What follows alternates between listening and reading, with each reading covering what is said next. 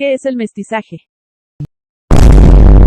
Un mestizo era producto de la mezcla de un español y un indígena.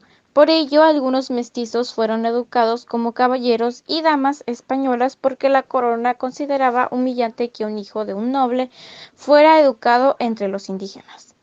Una vez consumada la conquista y comenzaba la colonización, se pudieron distinguir claramente tres grupos sociales básicos: blancos, españoles peninsulares o nacidos en América, llamados criollos; indios, habitantes originarios de América; y negros, esclavos traídos de África. Las relaciones ocasionales entre los miembros de estos grupos o entre los mismos mestizos dieron lugar al sistema de castas, una clasificación que condicionaba el lugar que ocupaban en la sociedad las personas en la sociedad en base a quienes eran su sociedad en base a quienes eran sus progenitores. Este lugar dependía también de la legitimidad de la persona, pues si era varón y era reconocido por un padre español, sus posibilidades de ocupar un puesto público aumentaban, pero en cambio, si no tenían un padre reconocido o era hijo de indios negros o mestizos, sus posibilidades laborales se llamaban a la misma que las de un indígena, un negro libre.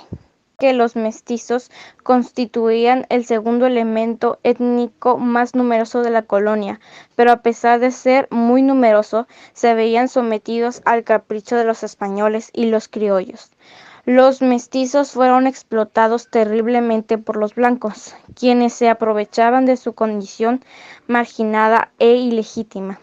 Los mestizos podían casarse legítimamente por otras castas, pero nunca con una española o una criolla. Podían hacerlo con indias y mulatas, pero nunca con mujeres blancas.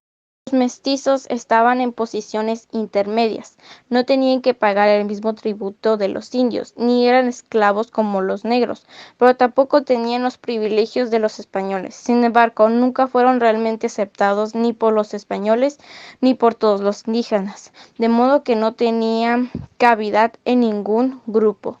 Los mestizos de categoría más baja crecían en las comunidades indígenas con la tendencia de asimilarse casi completamente al grupo indígena. No obstante, muchos de estos niños recibieron una educación como si fuesen españoles, pues las autoridades virreinales consideraban que un niño de español no debía ser educado como indio, por lo que se dieron a la tarea a buscar a estos infantes.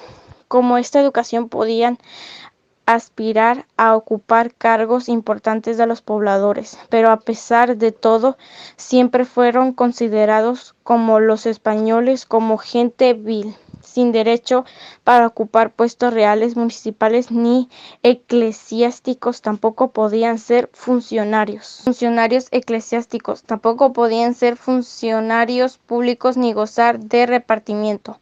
Durante el siglo XVII, estos mestizos eran clasificados como una simple subdivisión de la población negra.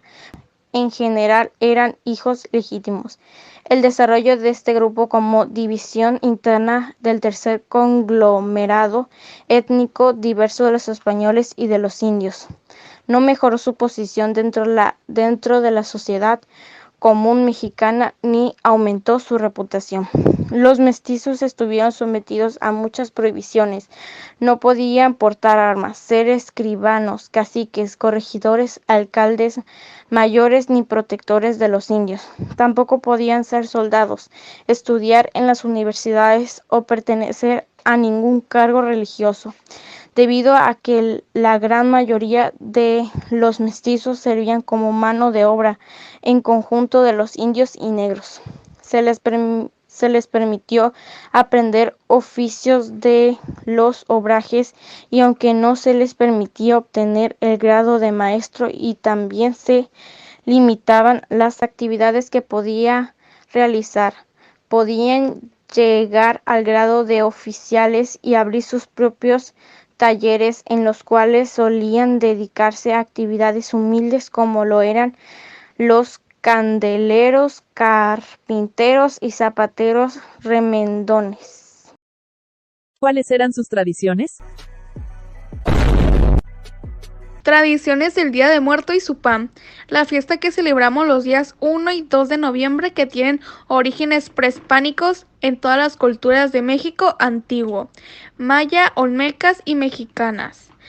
A la llegada de los españoles en México, al antiguo, estos rechazaron los sacrificios que ofrecían los indígenas a sus dioses, sacando el corazón de una doncella y poniendo en una vajilla llena de amaranto para que los españoles elaboraran un pan de trigo de forma de corazón con azúcar, pintada de color rojo, que se cree que ahí surgió el pan de muerto y fue modificado a las distintas maneras hasta llegar que se conoce actualmente. ¿Cuál era su comida? Algunos de los alimentos más tradicionales son el nopal, el mamey, el maguey, el nanchi, la papaya, el zapote, el amaranto, entre muchos otros.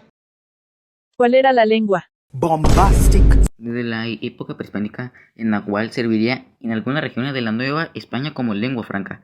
La Iglesia y la Corona fomentaron y extendieron esta práctica. A pesar de los intentos de homogeneizar el panorama lingüístico novohispano, sin embargo, no bastaba ni el castellano ni el náhuatl para las labores misioneras en los pueblos donde se hablaban otras lenguas. ¿Cuáles eran las técnicas artísticas? El virreinato, diferentes corrientes artísticas llegaron a Europa. Sin duda, una de las que tuvo mayor relevancia en Nueva España fue el barroco, presente en la arquitectura, la música, la literatura y la pintura novohispana. ¿Cuáles eran sus símbolos patrios?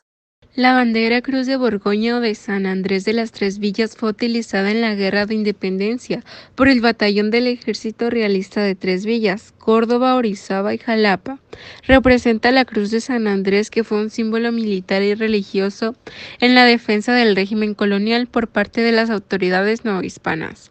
La identidad que nos otorgan los símbolos patrios nos compromete a rendirles un homenaje permanente, enmarcado siempre en la solemnidad y el respeto que la propia ley exige. ¿Qué era el racial en aquellos días? Con el descubrimiento de América en 1492 y en las décadas siguientes de colonización comenzaron a marcarse tres grupos sociales básicos: blancos, españoles peninsulares o nacidos en América; indios, habitantes originarios de América; negros, esclavos traídos de África. La mezcla entre esos grupos dio lugar a las castas, una clasificación de las personas dado su linaje, quienes eran sus progenitores y qué lugar ocupaban en la sociedad medieval de aquellos siglos. Y de esa mezcla surgió una curiosa lista de 16 combinaciones básicas, aunque las mezclas posibles son innumerables. Nunca hubo una limitación a la mezcla, y hasta las fronteras entre un grupo y otro eran borrosas. No era un sistema de clasificación sistemático. La verdad, no era un sistema tan rígido, explica Narrabete. Los secretos escondidos bajo el Códice Selden, el libro que cuenta la historia del sur de México antes de la conquista, y se podía manipular, pues era frecuente que se buscara que un hijo fuera registrado como blanco para que tuviera un estatus más alto, para lo cual se sobornaba al cura o se conseguían un patrimonio español.